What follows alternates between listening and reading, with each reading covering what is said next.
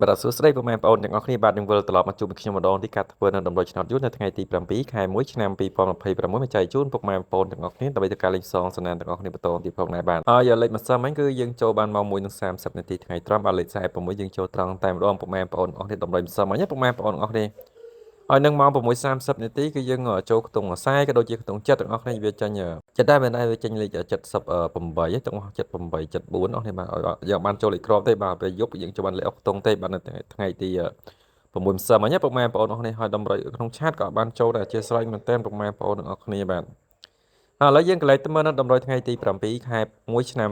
2026ចែកជូនពុកម៉ែបងប្អូនទាំងអស់គ្នាដើម្បីទៅការលេងផ្សងស្នាងហើយលេខខ្ទង់របស់យើងគឺមានខ្ទង់9ក៏ដូចជាខ្ទង់50ទាំងអស់គ្នាអញ្ចឹងចំពោះម៉ែបងប្អូនថ្មីដើម្បីតាមដាននៅតម្រុយខ្ញុំបាទជារៀងរាល់ថ្ងៃពុកម៉ែបងប្អូនទាំងអស់គ្នាកុំភ្លេចចុច Subscribe ចុចជាវហើយដាក់រូបកណ្ដឹងទាំងអស់គ្នាម្នាក់មួយហើយ comment ក្រោមវីដេអូហេងឬ comment លេខ168ហើយថ្ងៃហ្នឹងគឺថ្ងៃទី7មករាបាទថ្ងៃយើងហៅថាកំណើតទី2ពុកម៉ែបងប្អូនទាំងអស់គ្នាបាទជូនពរហេងត្រូវឆ្នោតទាំងអស់គ្នាផងដែរបាទអញ្ចឹងក្នុងកៅរបស់យើងគឺមានចំនួន2ខ្ទប់បាទ2គ្រាប់បាទគឺមានលេខ95 99រីឯខ្ទង់50វិញគឺមាន57 53លេខត្រឡប់ខ្ទង់9និង50មានដូចជាលេខ59 75និងលេខ35បាទចំពោះលេខតូច12លេខនៅថ្ងៃទី7ខែ1ឆ្នាំ2026យើងនេះបាទពុកម៉ែបងប្អូនទាំងអស់គ្នាបាទរីឯចំណែកលេខធំរបស់យើងគឺមានចំនួន2គ្រាប់បាទលេខធំទី1នោះមានដូចជាលេខ470បាទ470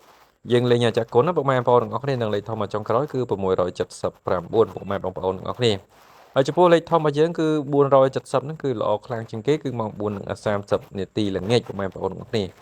រីឯម៉ោង6:30នាទីយប់គឺល្អលេខ679ណាពុកម៉ែបងប្អូនទាំងអស់គ្នាបាទនេះគ្រាន់តែលេខតាមលេខគូជើងវាពុកម៉ែបងប្អូនទាំងអស់គ្នាបានចឹងឆ្លាញ់ម៉ោងណាគឺពុកម៉ែបងប្អូនអាចធ្វើការលេងផ្សងសនាមម៉ោងនឹងបានហើយតម្រុយគឺមានតែប៉ុណ្្នឹងមកចែកជូនពុកម៉ែបងប្អូនទាំងអស់គ្នាបាទចឹងកុំភ្លេច comment ក្រោមវីដេអូហេងទាំងអស់គ្នាម្នាក់មួយផងពុកម៉ែបងប្អូនមកហេងជួបគ្នានៅថ្ងៃស្អែកបន្តទៀតតាមពេលវេលានៅម៉ោងដដែលបាទ